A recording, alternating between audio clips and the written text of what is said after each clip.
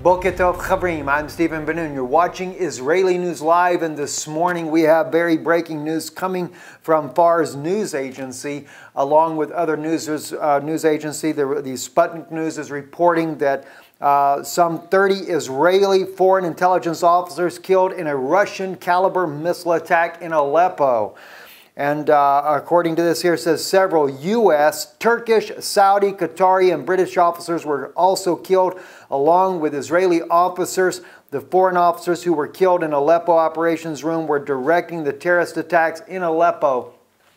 Guys, this is very concerning that we're hearing this type of news coming out of Syria this morning, and it is also being very hush-hush in Western media. And the reason it is being hush-hush in Western media is because the question has to be asked, what are Israeli officers doing there? What are U.S. officers, Turkish, Saudi, Qatari, and British officers doing there? As I have stated all along, it is nothing but a false coup that happened in Turkey under Erdogan. I believe it was orchestrated by the United States along with President Erdogan in order to get Turkish military forces and boots on the ground there. And now we see that the U.S., the Turkish, the Saudis, the Qataris, the British, and the Israeli officers are all inside this secret place here coordinating terror attacks inside of Syria. And although I love my countrymen, both U.S. and Israeli countrymen there, it's still, what are we doing in Saudi Arabia? And I want to state this because I know there's going to be many that are going to be concerned about the fact that this news has happened. It's going to be a cry from the West to bring about war against Russia. But you have to understand, Russia is actually trying to stop this whole rebel force that's going on, and this whole so-called moderate rebels is trying to overthrow the country. But I am not the only voice from the United States that is sounding this alarm that we have no business to be in Syria. They have demonized President Bashar al-Assad as being some kind of madman, gassing and using incendiary devices, etc. on his people, only to find out that it's to the contrary. Even Eren Erdem, the former Turkish MP member of the parliament in Turkey, he was the first one to reveal that the 2013 gas attacks that happened in Syria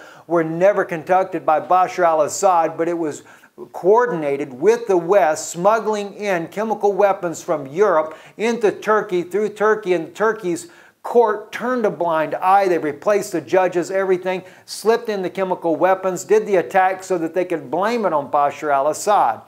And we're finding out similar things again with this situation that is happening even now with the incendiary devices, that it is not Russia that's doing it, but we're finding that even recently Saudi Arabia also, they've been given phosphorus munitions. They're using it against the people in Yemen, and as well those things are coming into the hands of the groups inside of Syria, being used against the civilians, only to build a momentous campaign, media campaign in the West to try to demonize the Syrian people. And one thing I might add to that, and this is what we're going to close out this news broadcast with, I want you to hear. This here is a panel. I'm only using 3 of the 5 that are in there, but I want you to listen to what a U.S.-led delegation that went to Syria firsthand, went to Damascus, and found out that it was nothing but a bunch of lies and propaganda by the U.S. government that is controlled by the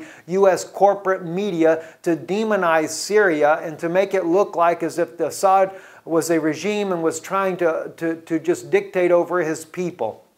They met with both opposition and Syrian forces, and they come back with a report that clearly lets us know that this had nothing to do but with false propaganda. It has been a constant desire to bring down Bashar al-Assad. For what reason? There's other things we could go in on that, but right now we're trying to cover the breaking story here that yes, indeed, Russia has fired missiles, and there has been a tremendous loss of life, both U.S., Israeli, the Saudis, the Turkish, and Qatar. They are all involved in trying to crush this country down, and Russia finally is standing up and is going to bring that down. Now, I know many of my friends would say, are we looking at Ezekiel 38 as far as from a prophetic standpoint? We may be. Some have said Russia would be, the Ezekiel 30 would be Gog. I think it's personally America that is Gog, and this may be the one thing here that drags all of their armies inside of here to try to take Russia out.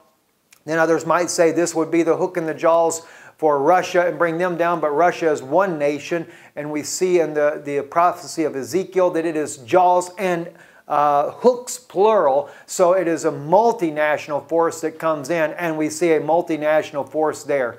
My condolences also go to those families, the U.S., the British, even the Turkish and Saudis. I mean, these are loved ones of people that have died in this, just as the loved ones of the Syrians that have died in this war as well. As we've seen, the sad cases of its loss of life, friends, is a loss of life. It doesn't matter what nationality. I do have a heart for that, and my condolences to all the families that have died into this. But I think if the West would have stayed out of Syria, we wouldn't have the problem we're having today. I'm Stephen Ben-Nun with Israeli News Live.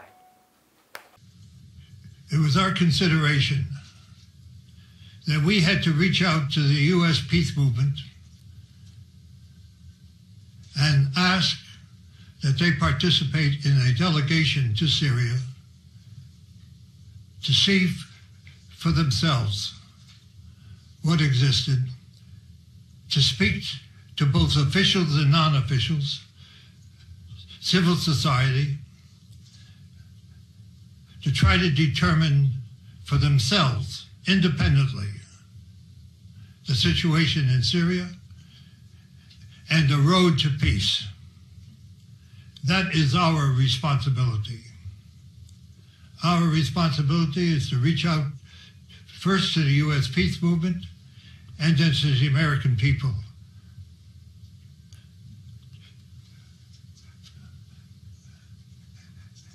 The campaign to confuse the American people has been intense. And it is our purpose to try to bring some light, some understanding, which can perhaps lead to the American people demanding an end to the intervention and peace in Syria. What Alfred said is so true. We are fighting a mass of propaganda that has demonized the Syrian government, demonized its leaders, an effort that precedes every other intervention that the United States has made over the course of many, many decades in order to convince people that it's okay for quote-unquote humanitarian reasons to overthrow a government and to replace it with whatever. The United States prefers a government that is not independent, that is a willing participant in what the whatever U.S. policy is. So what we saw in Damascus and what we saw in the two villages we visited outside Damascus belies the propaganda that has overwhelmed us. It's hard. It's hard for even those of us who have been in the peace movement for a long time. It's hard for us to ignore this propaganda. It is so well orchestrated. Work together, coming back in cooperation to try to bring the message and the truth back to the United States. As an American citizen, it is shameful for me to admit what my government is doing in the sovereign country of Syria. We have no right to impose these illegal sanctions. In fact, these sanctions, allegedly, the government says are against the government of Syria. But in fact, it's against the people, civil society, people who are attempting to maintain the infrastructure, the health care, the safety of all Syrian people. One of the things that stood out to me is not only the lack of medication and the fact that Syrian children are dying because they can't get chemotherapy meds into the country because of the illegal sanctions that the U.S. and the West has imposed. Also, they're not allowing parts and material to get to businesses who are trying to maintain. And they're trying to maintain for more than one reason, and not just to continue to make money, but to employ people. Because when people have no way to earn a living, they become desperate. And we know that some of the Syrian people who may have chosen to join the terrorists, mostly for economic reasons, because they couldn't earn a living. And their benefactors, the U.S. and all the others who are collaborating together to fund this terrorism, are paying people very well to participate in this illegal activity against the Syrian people.